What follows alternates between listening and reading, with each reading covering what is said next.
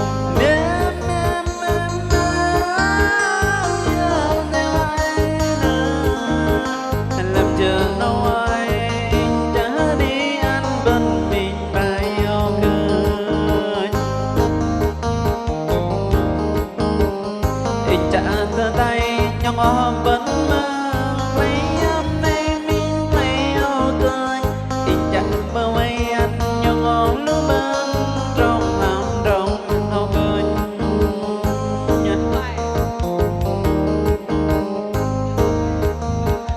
miền kami pula nuan tan mang em kama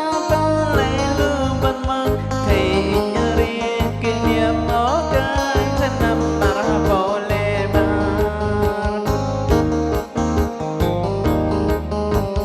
bập vào trong nhịp âu kênh mãi nhớ ngồi hai tay nam âu kênh kia ở đây kia tâm tấn nhóm kia bạch tâm đường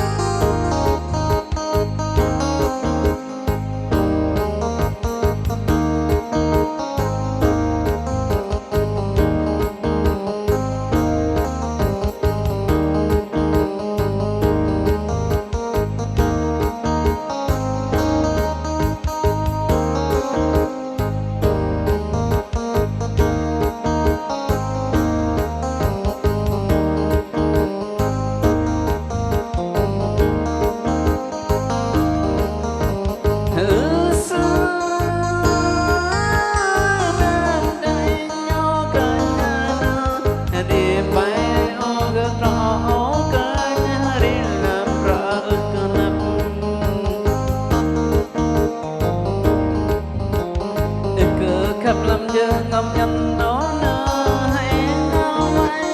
mình nó na in tàng hay yêu ai nơ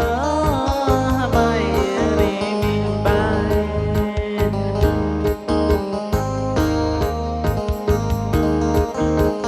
in lắng nghe ai nơ riêng nhớ bấm tâm tâm nhau tâm tâm in lắng nhau yêu ai riêng ai nơ bấm vào đường đa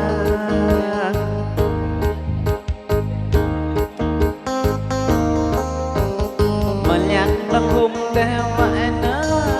hãy quay riêng ai sức mà cho ngâm nhông có sức nghe lại nhông cùng cơ nghe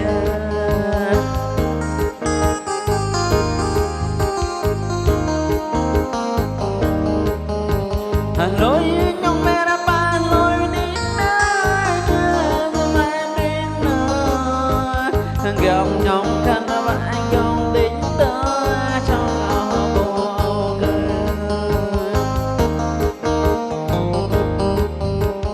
nằm âu